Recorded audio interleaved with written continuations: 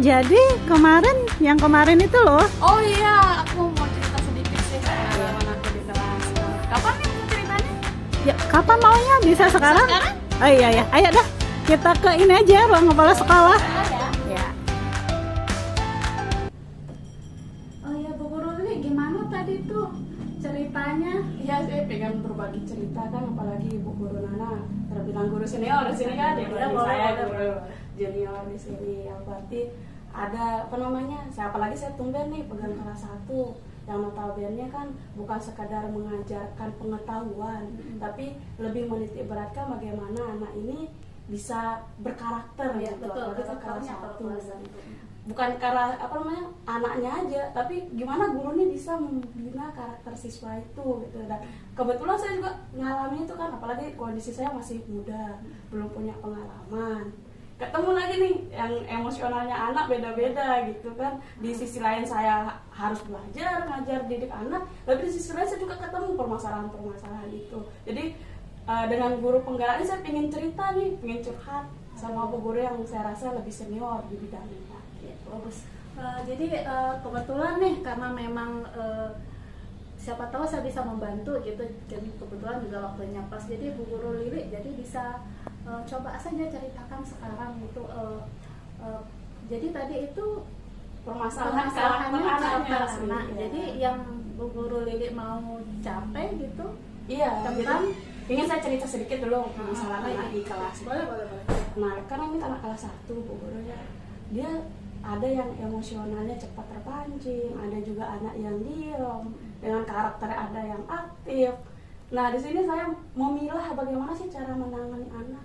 Nah, ada anak yang baru duduk sedikit sama temennya maunya berkelahi, saling tatap sama temennya berkelahi, belum lagi yang ngelapor, belum lagi yang ngadu. Nah, di situ saya agak kesulitan, Bu. Terus terang aja agak kesulitan. Bagaimana cara kita menasihati anak biar dia fokus dulu untuk belajar. Ada yang fokusnya cuma sebentar, istilahnya dia tanggap anaknya cepat. Tapi karena cepat dan tanggapnya ini, tugas yang dia harus selesaikan sebenarnya teman-temannya butuh waktu lama, dia malah sebentar. Dan itu yang bikin dia merasa bosan di kelas. Kalau sudah merasa bosan itu, ya ganggulah temannya gitu. Ada yang karakternya seperti itu. Yang kedua, ada yang belum jadi ngerjain tugas, tapi karena kepancing sama temennya, malah tugasnya nggak selesai, mainnya yang ada. Kalau ditanya kapan selesai tugasnya, belum jadi bu guru lagi nulis. Nanti kita alihkan aja pak fokus ke tempat yang lain, dianya yang nggak fokus gitu. Itu permasalahan yang kedua. Terus permasalahan yang ketiga, anak di kelas itu ada yang tukang ngadu gitu. Padahal dia sebenarnya nggak diganggu, tapi karena karakter mungkin anak ini terkenal bengel gitu kan, jadi dia ikut-ikutan gitu. Bu guru kita diganggu sama ini, kita diganggu. Padahal kalau kita ngelihat dia duluan yang ganggu, tapi dia yang lapor ke kita gitu. Jadi uniknya kita lihat gitu, uniknya gitu anak kelas 1 itu gitu. Belum lagi kita dengan problematikanya anak yang belum bisa baca dan sudah bisa baca. Itu juga beda lagi kita penangannya. Bagaimana cara saya pribadi mecah diri, porsir diri, biar ini penangan anak yang ini begini, yang ini begini, bagaimana ya? Itu yang masih masih jadi tanda tanya besar di saya. Gitu. Kalau saya tanya selama ini Bu Guru Lili sudah apa yang bisa Bu Guru Lili lakukan selama ini ketika ada permasalahan itu dulu, sebelum kita mencari ini bagaimana. Yang sebelumnya itu kalau menemukan itu di kelas Bu Guru Lili bagaimana? Untuk anak yang bersangkutan sih sekarang udah ketemu sih polanya, agak ketemu sih ya. Jika anaknya udah selesai, saya lebih baik kasih tugas yang lain. Misalnya anak yang aktif nih, dia kan ada ngerjainnya selesai, akhirnya dia ganggu temannya. Lebih baik saya kasih tugas yang lain, walaupun mungkin materinya itu jadi materi penguatan. Iya, materi penguatan. Temannya kan tugasnya ini belum selesai. Jadi yang semirip mungkin sama tugas itu saya berikan. Tapi kan namanya anak juga bosan juga kan belajar gitu kan. Dia fokusnya anak paling 30 menit di kelas. Setelah itu kan pasti buyar. Nah, selama ini kalau sudah saya lihat dia sudah males ngerjain apapun, anak-anak ini saya ajak main gitu. Saya ajak main. Permainannya seperti Permainannya itu kita buat gandengan tangan sama anak-anak. Lingkaran besar, lingkaran kecil. Kalau sudah fokusnya mereka sudah berbentuk lingkaran yang rapi, kita biasanya main talking stick gitu. Oh, talking stick Iya, ya, talking stick. efektif itu. Sejauh ini sih efektif, cuma mungkin materinya anak-anak itu, namanya anak kelas 1 ya, belum terlalu paham dengan materi. Kadang-kadang jawabannya itu kasih tahu sama temennya Kasih gitu, tahu padahal sama temennya. yang harusnya yang megang stick itu yang jawab pertanyaan, tapi karena pertanyaan itu mungkin mudah bagi temennya, dia masih mikir, temennya yang nyautin jawaban itu, Jawabannya jadi jadi nggak nggak nyampe. Maksudnya kan nyampe. pengen kan pembelajaran itu bermakna, Iya. saya nemukan sendiri Uh-uh. gitu, tapi ternyata anak kelas 1 Belum. kesulitannya di situ, Kesulitannya di sana. karena yang ya udah bisa nih greget gitu, pengen Greget, jawab pengen ngasih tahu gitu ya. Itu juga kalau lagi problem yang ketiga kan. Karena nggak ini ya. Iya. Berarti tapi sebenarnya anak-anak itu suka bermain ya. Iya, paling senang bermain. Paling senang bermain. Kalau sekiranya anak-anak itu bermain, gimana caranya Guru Lili kira-kira metodenya di kelas supaya lebih fokus dia belajar, tapi juga dia nggak bosan gitu.